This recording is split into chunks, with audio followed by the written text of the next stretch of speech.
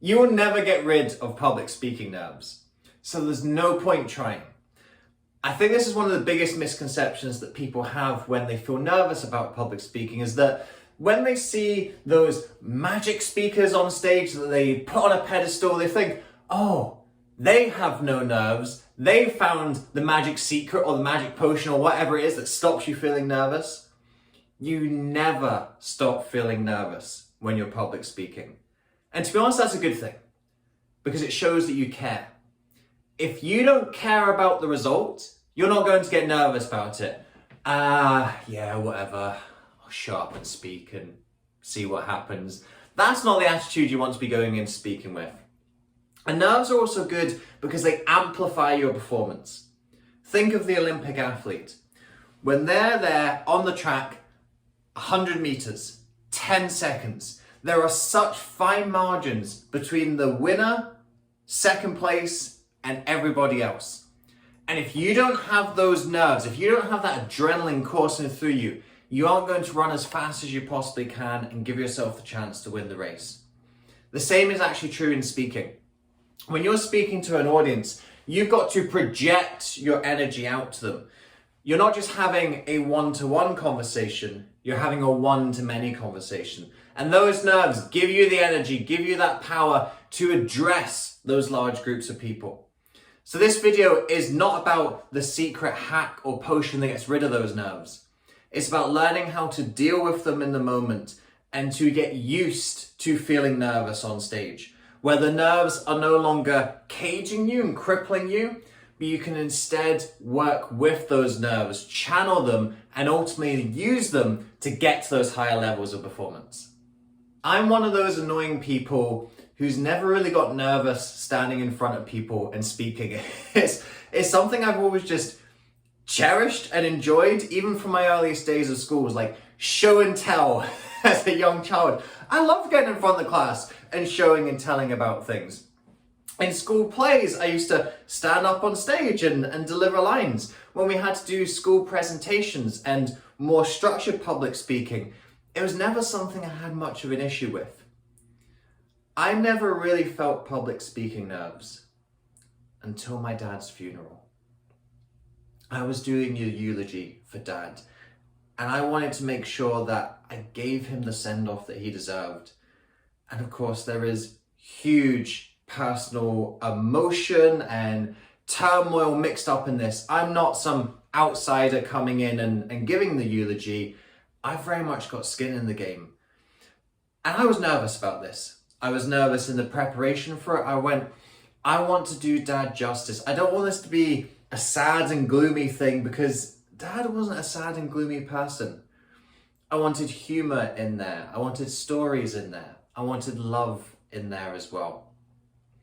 And when it came to the day, I remember we were in the crematorium, and I forget the name of the person who organizes it, not the funeral director, but kind of the head of the operations. They said, okay, everyone, if you'd like to take your seats. And they stood with me. Funnily enough, their name was also called David. It's weird the details that you remember, isn't it? So David's standing there with me and he says, are you ready? I said, no. He said, that's okay. Just take a minute or so. Everyone's going to be milling around, finding their seats. You come in when you're ready. And it was just me and my girlfriend at the time, my wife now. And she said, you'll be great. And then she walked through the doors to join everyone else.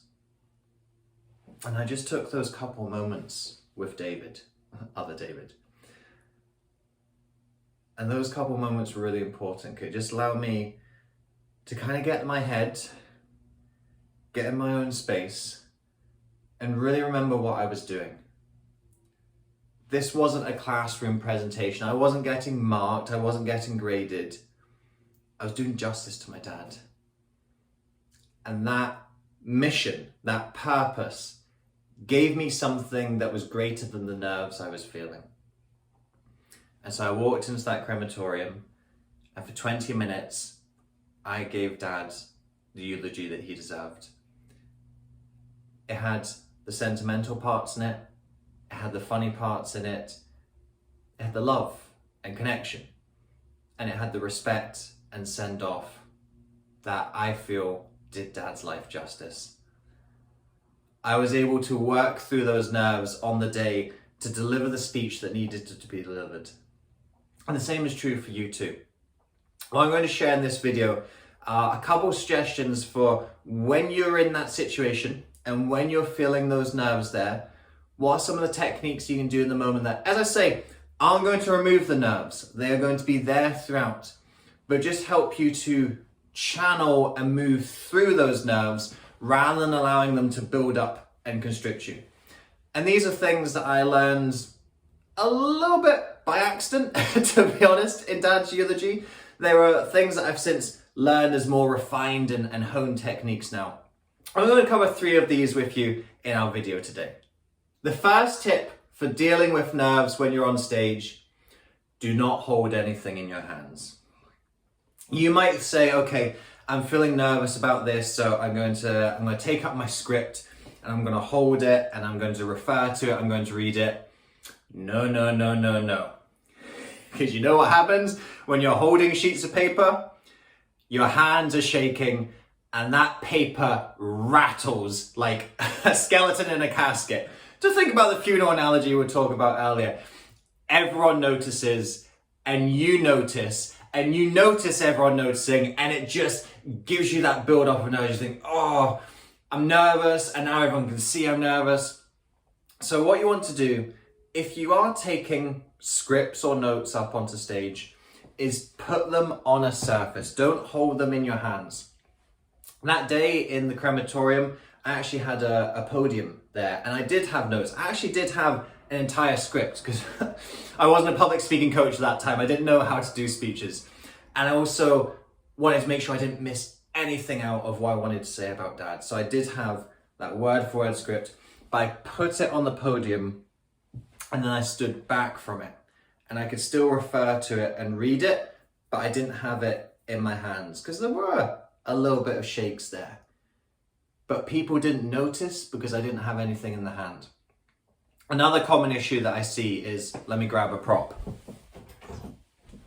It might not be paper that people have in their hands, but they have a pen and there's all this kind of stuff going on. And again, it's really obvious that you're nervous when you're fidgeting with this pen. So get everything out of your hands. Hands are going to be the first telltale sign that you're nervous. So if you don't feel that you're projecting nerves, then you've got this little bit of a mental security blanket. Okay, yeah, I'm feeling nervous, but it's not really obvious that I'm nervous because I'm not holding anything in the hands. So keep things out of the hands. And as you'll hear me bang on about from the rest of my training and coaching, gestures are such an important part of speaking. And actually, when you're starting to use those gestures, you're starting to push those energy of nerves into actually doing the actions and the movement that you might be making around stage. And that's a great way to channel those nerves into something productive and useful. So get those hands doing important and relevant gestures rather than sitting there rattling a sheet of paper. The second way to deal with public speaking nerves is to give yourself an appropriate pause, in particular at the start of your speeches. One of the things with public speaking nerves is, I use the analogy quite often of a boulder at the top of the hill. When that boulder starts rolling down the hill, it's rolling slowly. But as it starts to build up speed, it gets faster and faster and faster. And soon that boulder is going so fast, there is no way to stop it. And that's kind of like how nerves come about, where people come onto stage and they start off quite fast because they're really nervous. Hi, I'm David, and today I'm here to talk to you about this. And that boulder is starting to build speed. And once you lose control of that boulder, there's no reining it back in. Once those nerves have got on top of you, there's no reining it back in. A strategy that you can use when you come onto stage, you normally get introduced by someone. So even that day in the crematorium, there was David, the funeral organizer there. And that was such good advice that he said of, take a minute Allow people to go through and find their seats. So again, I just kind of took that time before I started. And same again when I walked in.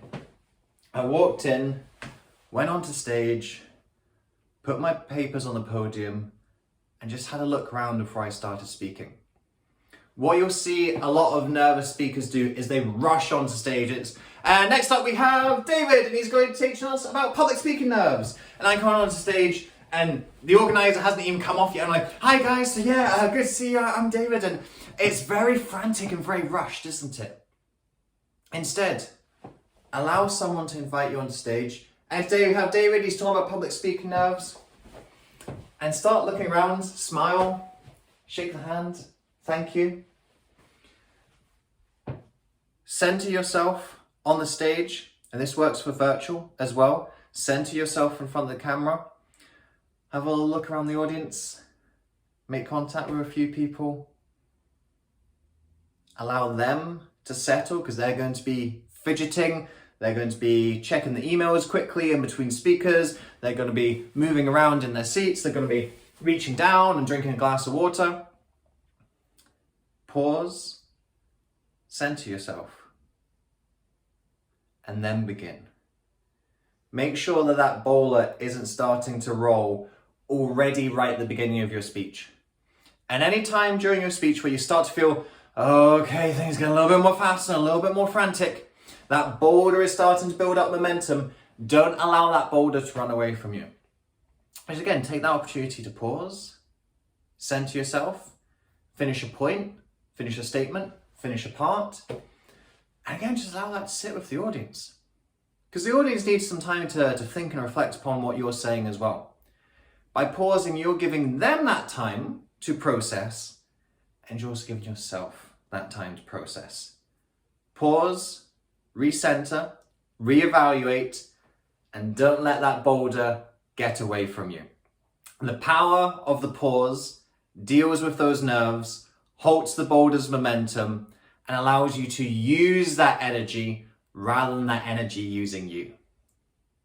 If you're someone who experiences a lot of nerves on stage, you might have listened to what we've been talking about so far and thinking, all right, okay, well, that's all well and good for you, David, because you're one of those annoying people that have never really felt uncomfortable in front of people. And yeah, okay, I'm not gonna hold some papers in my hand, but I'm still really nervous on stage. I still feel really self-conscious and really awkward, and I don't feel I'm doing myself justice when I'm standing in front of people.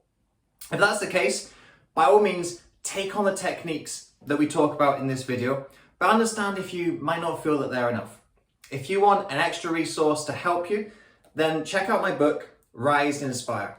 There is a whole chapter in this on mindset. So preparing yourself for that mindset speaking. Yeah, here we go. And we've got a little quote from Amy Cuddy, who is a self-confessed nervous presenter. And she's got the second most watched TED Talk of all time. In that chapter, I'll go through some more shifts and concepts and strategies for how you can start thinking about the mindset of speaking. And as I say, get comfortable with feeling uncomfortable, getting used to that feeling of nerves, getting a relationship where you're like the athlete with the adrenaline going through you. You know, I'm primed, I'm ready, and let's do this. Because I've got a mission, I've got a purpose for what I'm doing with this speech that's far more important than any nerves that I might be feeling. And that was the energy that I managed to tap into on the day of my dad's funeral. It's an energy that I try to tap into with all my speeches from this point forward. And when I do, when I'm feeling the most nervous, but have the most purpose, that's when I deliver the best speeches. So in this book, Rise and Inspire, you're going to find out some of those mindset strategies and lots of other great things for becoming an excellent professional speaker as well. This #1 bestseller on Amazon is available in paperback, as you see here, but also ebook and audiobook. So whatever your preferred medium is available for you, click the link in the description bar down below to get your copy. Now I'm going to share with you one more technique to deal with your nerves when you're on stage.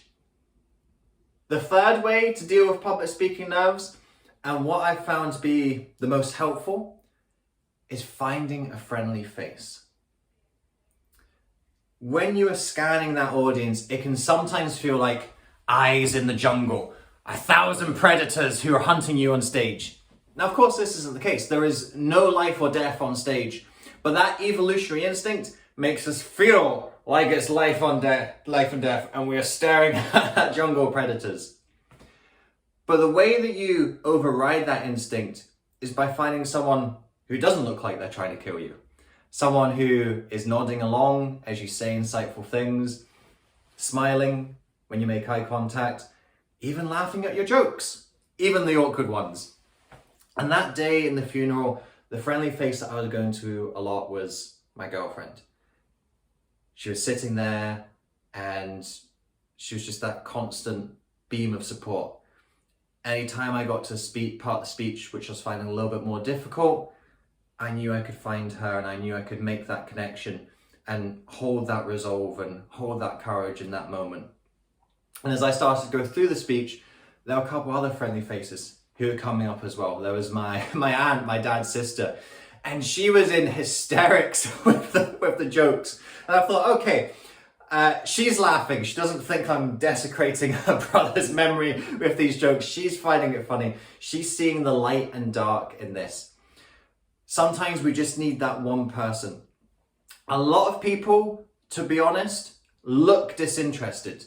It doesn't mean that they are disinterested, but a lot of the time they look disinterested, especially when we've got a little bit of that negative bias of, oh, I think I'm boring, I think I'm awkward, I think these people don't like me.